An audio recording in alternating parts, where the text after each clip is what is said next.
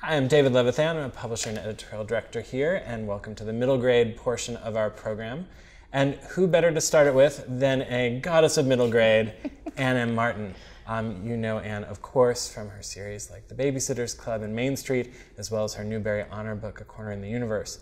Well, now we have something really exciting from Ann, a new series called Family Tree. So here to talk about it a little is Ann M. Martin. So tell us a little bit about Family Tree. What's it about? Well, when we had our conversation about ideas, you said something about Family Tree, and it sparked an idea. I love family stories, and I love my own family history. So we came up with the idea of a series of 4 books. And each book is about one generation in a family, and each story is told from the point of view of the oldest daughter of the narrator of the previous book. So the first book is about a young girl growing up in Maine in the 1930s, Abby Nichols, and then each of the next 3 books are told by her daughter, her granddaughter, and her great-granddaughter. So did you look back at your family history when sort of researching Family Tree? I did a little bit. I ended up not using as many stories from my own family history as I thought I might, but what was intriguing to me was looking at letters that were written by my great-grandfather, my grandparents, and seeing, first of all, how important letter writing was as a way of communication long after the telephone had been invented. And there were just little things I picked up on that worked their way in slightly revised versions into the books, and that was a lot of fun. Great. Well, thank you very much for joining us. Thank you very much. Great. So Family Tree, coming soon. Hi, I'm Lisa Sandell, and I'm very excited to introduce you to The Runaway King, Book 2 in the acclaimed Descendants trilogy by Jennifer A. Nielsen. Once again, we meet Sage, the cunning star of the false prince, who now faces even greater danger, far from his friends and his throne. Will Sage recognize his enemies? Will he learn to trust his friends? Here's Jennifer to tell you more. Hello, I'm Jennifer Nielsen, the author of The False Prince. In that book, we first meet Sage just as he's stolen a roast to share with the other boys of the orphanage. From there, he's thrown into a terrible contest where he will either have to impersonate the missing prince of the kingdom or be killed. Well, the plan didn't go as anyone expected, and now Sage is back in Book 2 of the Ascendants trilogy in a book called The Runaway King. The story opens with an assassination attempt from one of the last people that Sage would have expected to see. In the kingdom, rumors of war are winding their way between the streets. Sage doesn't trust many people, and not many people trust him.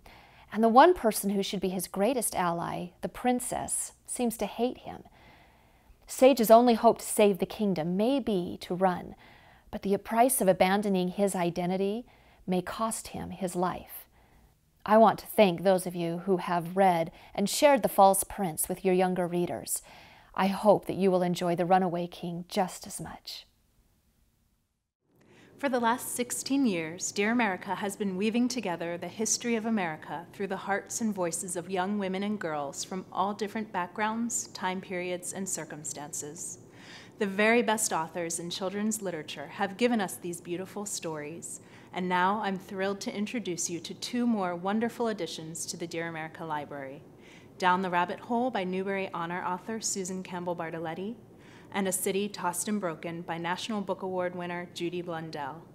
Here are Susan and Judy to tell you more about their books.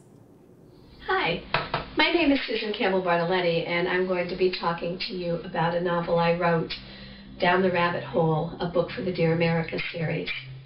What would you do if you were at boarding school and you found out that both your parents had been killed in a tragic accident? What would you do if you had to live with your aunt and uncle, 2 people whom you despised? What would you do if they had a younger daughter whom you also detested? What would you do if you had a younger brother and your aunt and your uncle wanted to send him away to boarding school because they no longer wanted him in the house? Well, I'll tell you what Pringle Rose did.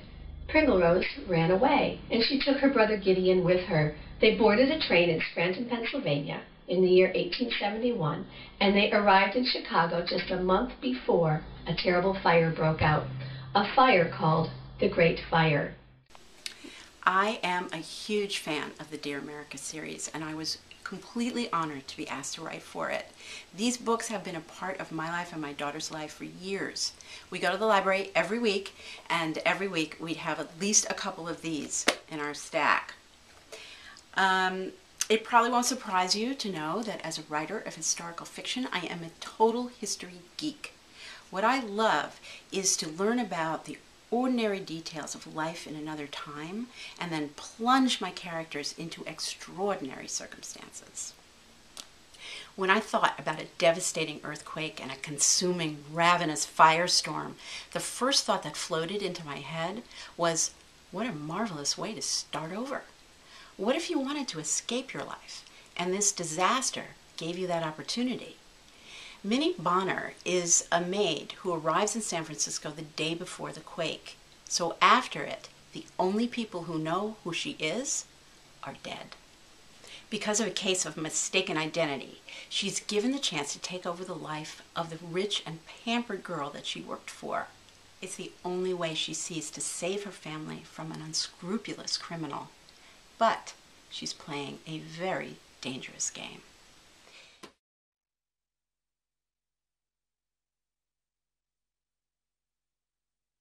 Hi, I'm Nick Eliopulos. Where can the daughter of a master thief learn the family trade? At the Lawless School, of course, where safe-cracking, lock-picking, and double-crossing is all part of the curriculum. Here to tell you more is debut author Jeffrey Selaney, calling in now from a secure location. Hello, my name is... oh, excuse me. 1 minute, please.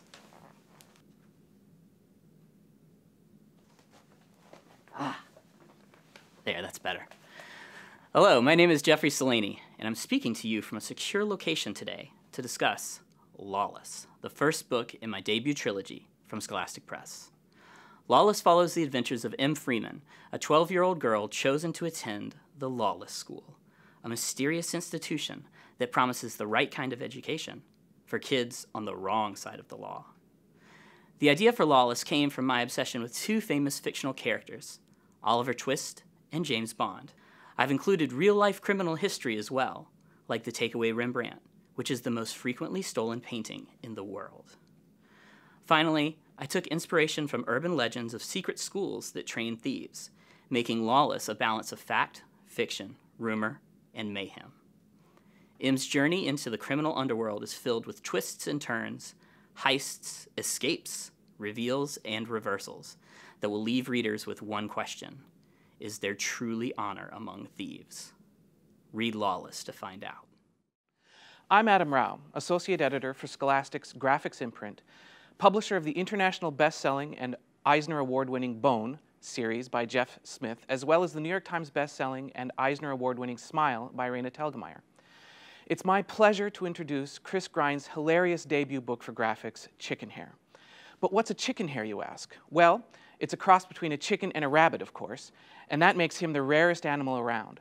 So when he and his turtle friend Abe are captured and sold to the evil taxidermist Klaus, they've got to find a way to escape before he turns them into stuffed animals for his collection.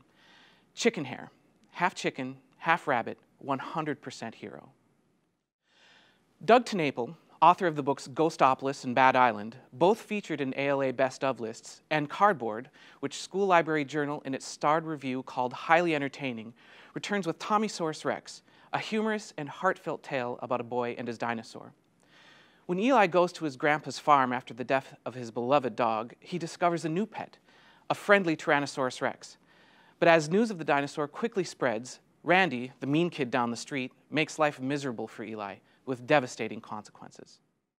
Hi, I'm Amiee Friedman, Executive Editor, and it's my privilege to speak to you today about Prisoner B 3087, a powerful novel of war, survival, and hope, based on an absolutely incredible true story. Prisoner B 3087 is the story of Janek, a Jewish boy growing up in 1930s Poland, whose life is torn apart by the Nazis. Though Janek loses his family, he himself ends up surviving an astonishing total of 10 concentration camps. Janek's experiences are those of Jack Gruner, a Holocaust survivor who lives right here in New York City.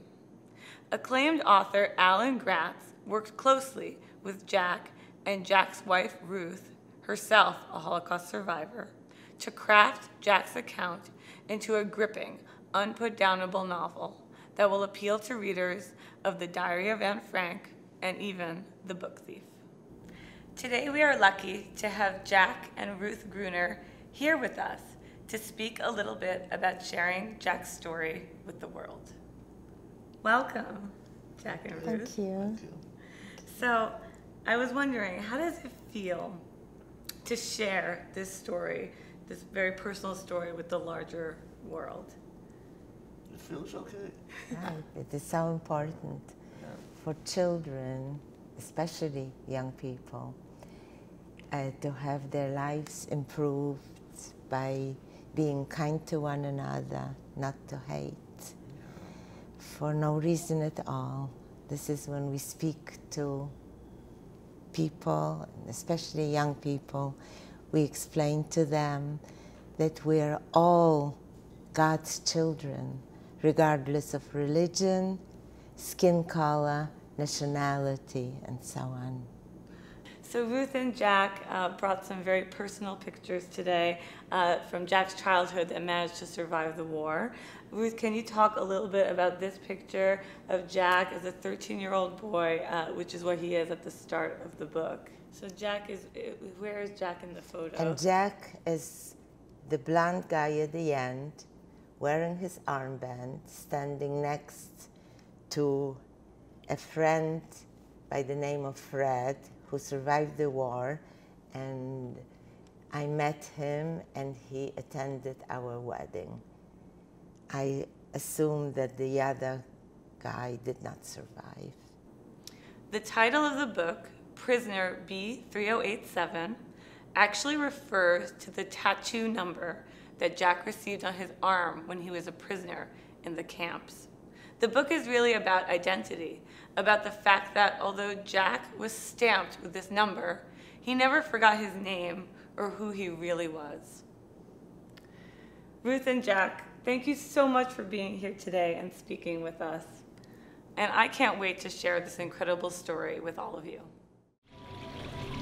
Hi, I'm Barry Cunningham from the Chicken House here in England. The setting for Kieran Larwood's amazing novel Freaks.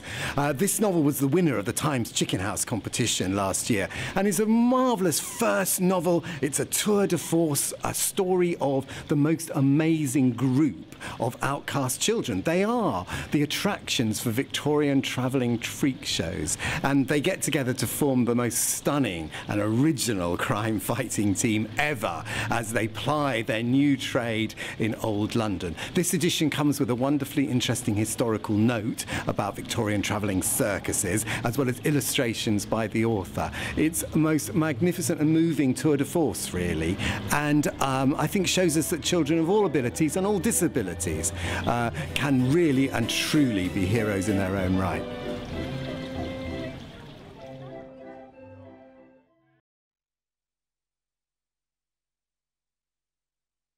Hi, I'm Cheryl Klein. In The Path of Names by Ari Goldman, the first thing Dahlia sees when she arrives at Camporava is two little girls walking through the walls of her cabin. In her first night there, she has a weird dream about that man in New York City in the 1940s. And in her first week, the camp caretaker bans any of the kids from going near an odd hedge maze on the property. That maze, magic, mysteries, math, and even murder all combine in one of the smartest children's fantasies I've read in years, with magic I guarantee you've never seen before in fiction, and one that's as fresh and powerful as the novel itself. The Path of Names by Ari Goldman in May 2013. Hey, it's David again, here where I work, and now we're about to go to see Blue Balliet where she works, so she can talk about her new book, which is amazing, called Hold Fast. Hi, I'm Blue Balliet, and I'm here in my laundry room at home where I do all my writing. You can see the machines and some of my spillover books there. And I'm here to talk about my new book, Hold Fast. Hold Fast is a book that I wrote because of and increasing awareness over the years that there were many, many kids growing up homeless in the United States.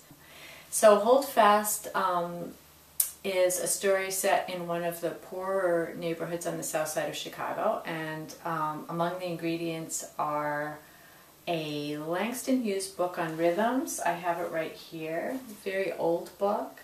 Actually came from some time he spent on the south side of Chicago here. And a family of 4 who find themselves spiraling into a nightmare. And another ingredient is the big downtown branch of the Chicago Public Library, which is a really magical and fabulous place, open to everyone, of course.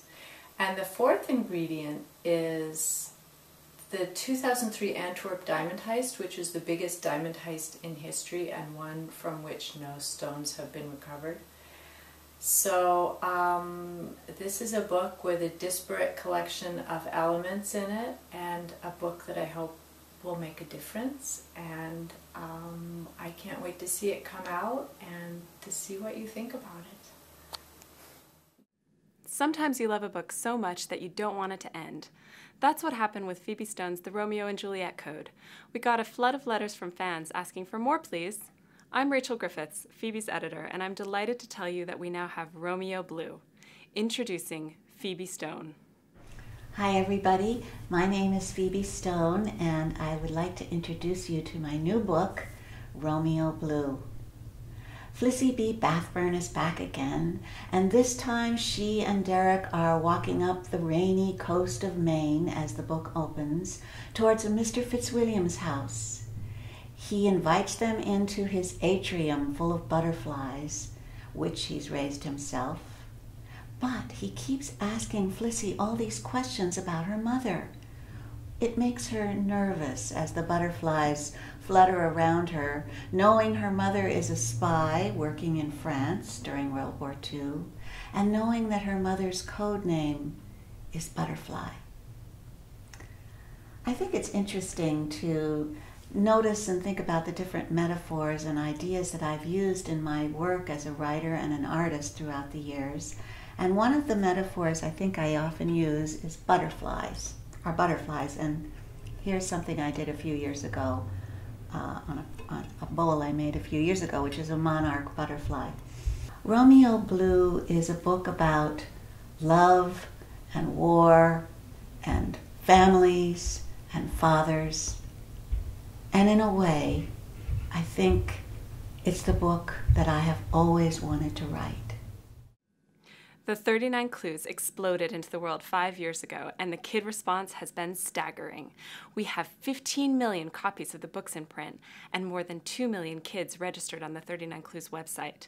All of them are eagerly awaiting the release of Day of Doom, the final book in the Cahills vs. Vespers series. And as always, we have something spectacular up our sleeves for them. We have the king of thrillers himself. We have, dun dun dun, worldwide best-selling author David Baldacci. That's right, David Baldacci has turned his formidable talents to the 39 Clues, and he doesn't skimp on the high-octane thrills. This book will get little pulses pounding everywhere. Are you ready for David Baldacci and the 39 Clues? It's coming March 2013. The groundbreaking Infinity Ring series uses multi-platform to take kids back into history, where they're fixing the great breaks in history. Every book is a different adventure, and with book 3, Elise McMahon takes us back to 1860, just right when the Civil War is starting and the Underground Railroad is in full force. But, of course, it is threatened by the evil SQ, and our heroes have to help save Harriet Tubman and other people along the Underground Railroad. It's a really exciting book, and Elise McMahon, as you know, is a New York Times best-selling author of The Unwanteds and other books, so she is exactly the right person to take you on this adventure. Scholastic just launched our Teach Infinity Ring webpage, www.scholastic.com, Teach Infinity Ring. There are so many cool things here for educators, including these great whiteboard activities. They're a fun and interactive way to extend the Infinity Ring experience into the classroom. The file itself is a quickly downloadable Flash file that can be played on PC, Mac, and of course whiteboards. Use these free Common Core State Standards materials to bring the excitement of Infinity Ring and history and language arts to your classroom.